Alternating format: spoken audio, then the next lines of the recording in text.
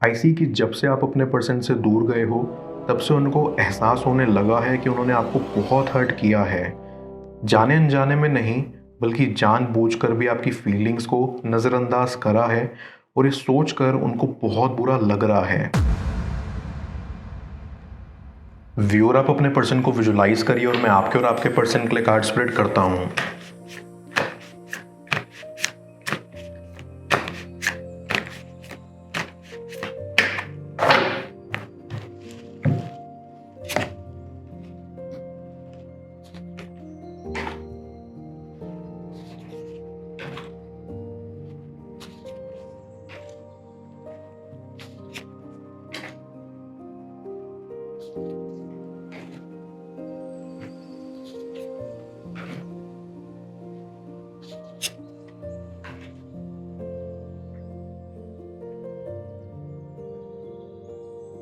ऐसी कि आपके पर्सन ने आपको बहुत हर्ट किया है और उनकी वजह से कनेक्शन ख़राब हुआ है।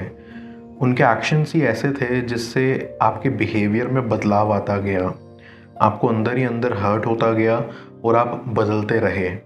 और हैरान और परेशान होने वाली बात तो ये है कि वो आपको ही ब्लेम करते रहे इस कनेक्शन के ख़राब होने में। उनको आपका बिहेवियर बदलता हुआ दिखा और उन्होंने आपको टॉन्ट मारने शुरू कर दिए कि आप तो बदल गए हैं। उन्होंने ये समझने की कोशिश नहीं की कि आप बदले क्यों थे या आपके अंदर ये बदलाव उन्हीं की वजह से आया था। और कनेक्शन के ख़त्म होने के दुख से ज़्यादा आपको इस चीज़ का ज़्यादा दुख है कि वो कभी आपको समझ नहीं पाए और ना ही कभी समझने की कोशिश की। इस कनेक्शन के दौरान जब जब आपके पर्सन ने आपको हर्ट किया, तब तब आप खामोश हो जाया करते थे, क्योंकि आपका बोलने का मन नहीं होता था और ना ही बात करने का, और बिल्कुल बात करना बंद कर देते थे। और आपके पर्सन को इससे भी दिक्कत होने लगी थी। वो अक्सर आपको सुना दिया करते थे कि आप जब मन करे तब बात करते हैं और जब मन ना हो तो नहीं करते। ये सुनकर आप सोच में पड़ जाते थे कि क्या ये वही इंसान है जिससे आपको प्यार हुआ था। आपको बहुत बुरा महसूस होता था कि आपका पर्सन कितना नासमझ है और उनको आपकी भावनाओं की कदर नहीं है। आई फील कि आपका पर्सन किसी थर्ड पार्टी से इन्फ्लुएंस होता था और इस वजह से आपको इनसिक्योरिटी फील होती थी। फिर चाहे वो थर्ड पार्टी कोई और हो या उनके दोस्त या उनकी फैमिली, आपको लगता था कि कोई आपके पर्सन को आपसे छीन ना ले, कहीं वो किसी की बातों में आकर कुछ कर ना लें या उनके मन में आपके लिए प्यार और रिस्पेक्ट ख़त्म ना हो जाए। ये सब विचारों से आप घिरे रहते थे और इसी वजह से आपकी मेंटल हेल्थ भी ख़राब होती जा रही थी। आपको श्योरिटी चाहिए थी कि आप उनकी लाइफ का एक अहम हिस्सा हैं और हमेशा रहेंगे, लेकिन उनके एक्शन से ऐसा नहीं लगता था।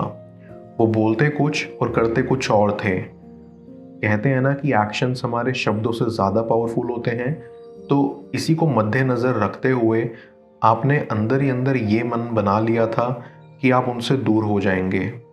लेकिन शायद भगवान को कुछ और मंजूर था। आपके मन में वो दूर जाने वाली भावना हमेशा के लिए टिकी नहीं, क्योंकि आप हमेशा अपने पर्सन का अच्छा चाहते थे। आप चाहते थे कि वो लाइफ में आगे बढ़ें और किसी से इन्फ्लुएंस ना होकर सिर्फ आप पर फोकस बनाए रखें। आपको उनकी बहुत परवाह थी और कभी कभी आप बहुत ज़्यादा डर जाया करते थे कि जब कभी वो आपका कॉल नहीं उठाते थे या घर देर से पहुंचते थे, आप अक्सर हड़बड़ाहट में आकर उनके दोस्तों को कॉल मिला दिया करते थे कि कहीं आपको कुछ हुआ तो नहीं, आप ठीक तो है ना। माना कि आपकी परवाह बहुत सच्ची थी, लेकिन आपके पर्सन को ये भी रास नहीं आई। उनको प्रॉब्लम होने लगी थी कि आप उनके दोस्तों को कॉल क्यों कर रहे हैं। उनको ऐसा लगता था कि आप उन्हें एक दूध पीता बच्चा समझते हैं, जो कि वो नहीं है। लेकिन आपकी इंतज़ार की पीड़ा वो जान नहीं पाए और फिर आपको ऐसा लगने लगा कि आप बेफालतू में ही उनकी इतनी फ़िक्र करते हैं। फ़िक्र करना बंद कर देना चाहिए। लेकिन आज भी आप उनकी फ़िक्र करते हैं, अफसोस उनको पता नहीं। ऐसी धीरे धीरे चीज़ें और ख़राब होती गई। आपके पर्सन को कई चीज़ों का लाइफ में एडिक्शन भी था। वो अक्सर अपने एडिक्शन में ही रहते थे और आप हमेशा उनको उस एडिक्शन से रोकते थे, लेकिन वो आपकी बात नहीं सुनते थे। आपको बहुत बुरा महसूस होता था। आपको ऐसे लगने लगा था कि आपकी इम्पोर्टेंस उनकी लाइफ से खोती जा रही है और आप ये नहीं देख पा रहे थे। या तो आप चाहते थे कि वो अपने आप को बदल लें या आप उनसे दूर चले जाएं। आई कैन सेंस कि आप अकेले में रोते थे क्योंकि आपके ऊपर घर की रिस्पॉन्सिबिलिटी थी, तो आपको लगता था कि आपको किसी को परेशान भी नहीं करना है। आपके ऊपर बहुत जिम्मेदारियां थी और आप उनको बहुत बखूबी तरह से निभा रहे थे, बिना किसी को ये आभास दिलाए कि आप अंदर ही अंदर कितने टूटे जा रहे हैं। इवन आपके पर्सन को कभी ये नहीं पता लग पाया कि आप अकेले में रोते हो, और अगर आप उनके सामने रोते भी थे तो भी उनको कोई फ़र्क नहीं पड़ता था। उनको सिर्फ अपने फ्रेंड्स की पड़ी थी। आई सी आप काफ़ी स्ट्रॉन्ग नेचर के हो and I respect that. I sense कि फिर कुछ समय बाद आप उनसे दूर चले गए और आप अभी उनसे अलग हो। ये सेपरेशन ज़रूरी भी था आप दोनों के लिए, ताकि आपको अपने लिए वक्त मिल सके, आप अपने ज़ख्म भर सको और थोड़ा ब्रेक ले सको, और आपके पर्सन को ये रियलाइज़ करने के लिए कि उन्होंने कितनी बड़ी गलती की है और वो कितने बड़े नासमझ रहे हैं। ये सिर्फ जब इंसान एक दूसरे से दूर हो तो ही जान सकता है, क्योंकि दूरियों के बढ़ने से ही प्यार भी बढ़ता है। आपको उम्मीद भी है कि आपका पर्सन आपसे माफ़ी मांगने आएगा, लेकिन दूसरी साइड आप अपने आप से भी लड़ते रहते हैं कि आपको उनको अपनी ज़िंदगी में वापस लाना है या नहीं। आप अंदर से ये भी जानते हैं कि आपकी नाराज़गी कुछ वक्त की है, जब तक आपकी फ्रस्ट्रेशन उतर नहीं जाती, क्योंकि आप अभी उनके लिए फील करते हो और चाहते हो कि उनके मन में आपके लिए जो प्यार कहीं खो गया था वो वापस आ जाए और वो आपकी वैल्यू समझ पाएँ। मैं कार्ड्स को क्लैरिफाई करता हूँ, तब तक आप प्रॉपर एनर्जी एक्सचेंज के लिए इस रीडिंग को लाइक कर दें, और पर्सनल रीडिंग के लिए आप मुझे ऊपर दिख रहे व्हाट्सएप नंबर पर अप्रोच कर सकते हैं।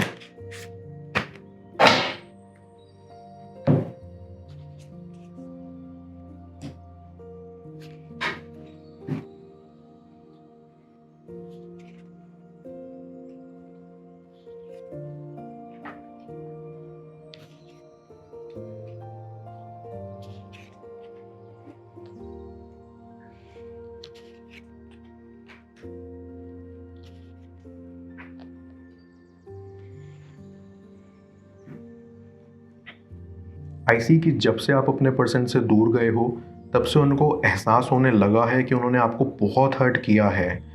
जाने अनजाने में नहीं, बल्कि जानबूझकर भी आपकी फीलिंग्स को नज़रअंदाज करा है, और ये सोचकर उनको बहुत बुरा लग रहा है। आई फील कि किसी और ने भी उनको वैसे ही हर्ट किया जैसे उन्होंने आपको किया था, तो इसीलिए वो अब ज़्यादा महसूस कर पा रहे हैं आपके दर्द को। उनको तो ये भी नहीं मालूम कि अभी आप कहाँ और किस हालत में हैं, और वो जानना चाहते हैं कि क्या आप ठीक हैं, और ये शायद वो अपने किसी दोस्त के ज़रिए पता लगाने की कोशिश कर सकते हैं। लेकिन इतना ज़रूर है कि उन्हें आपकी परवाह अब होने लगी है। उनको अपने आप पर अब बहुत गुस्सा आने लगा है।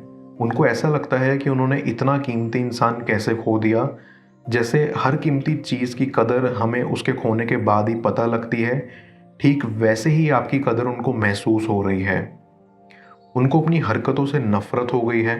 उनको ऐसा लगता है कि उनकी बेतुकी करतूतों की वजह से आप उनसे दूर चले गए, इसीलिए अब वो अपने स्वभाव को बदलने की कोशिश कर रहे हैं। उन्होंने अपना एडिक्शन भी कम कर दिया है। अब वो धार्मिक कार्यों में रुचि लेने लग गए हैं और स्पिरिचुअल जगहों पर विजिट करते हैं। अब उनकी बेताबी आपको मिलने की बहुत बढ़ रही है, और वो चाहते हैं कि आपसे जल्द से जल्द मुलाकात हो। आई फील उन्होंने अपने आप को काफ़ी बदल लिया है। वो पहले जैसे नहीं रहे। वो रोज़ आपकी तस्वीरों को देखकर खुद पर खुद मुस्कुराते रहते हैं। उनको आपकी बेहद याद आती है। वो सभी पल, जिस पल वो आपके साथ खड़े नहीं हुए, वो उन पलों को कोसते हैं। उनको समझ नहीं आता कि उन्होंने आपका दर्द कैसे नहीं समझा, आपको अकेले में इतने सारे दुख कैसे झेलने दिए। आपके पुराने मैसेजेस को वो पढ़ते हैं, जिसमें आपने अपने दर्द को बयां करा है, जो आप कभी उन्हें कह नहीं पाए। वो सब पढ़कर वो बहुत दुखी होते हैं और उनको लगता है कि उन्होंने बहुत बड़ा पाप कर दिया है। इसीलिए अपने कर्मों का पछतावा करने के लिए वो स्पिरिचुअलिटी की तरफ अपना झुकाव बढ़ा रहे हैं, जहाँ वो दुआ मांगते हैं कि आप जहाँ भी हैं खुश रहें। उनको ऐसा लगता है कि वो जितनी मर्जी माफ़ी आपसे मांग लें वो कम ही होगी, और उससे उनके कर्मों का भुगतान नहीं हो पाएगा, लेकिन वो एक मौका लेने ज़रूर आएंगे आपके पास और आपसे सच्चे दिल से माफ़ी मांगेंगे और इस कनेक्शन की एक नई शुरुआत की उम्मीद रखेंगे। मैं ओरेकल ऑफ द फेरीज की मदद से यूनिवर्स से आपके लिए एडवाइस पूछूंगा। देखते हैं यूनिवर्स आज आपको क्या एडवाइस करना चाह रहा है।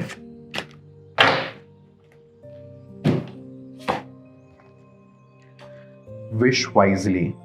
ये फेरी आपको गाइड करना चाहती है कि सब कुछ मैनिफेस्ट करने के बजाय आपको स्पेसिफिकली सिर्फ एक चीज़ मैनिफेस्ट करने पर फोकस करना चाहिए जो कि आपके दिल के सबसे करीब है और सबसे इम्पॉर्टेंट है। आपको अपनी विशेज़ एक वाइज पर्सन की तरह चुननी है और उस विश को मैनिफेस्ट करने के साथ साथ उस डायरेक्शन में प्रैक्टिकल कदम भी बढ़ाना है ताकि यूनिवर्स उस चीज़ को नोटिस कर पाए।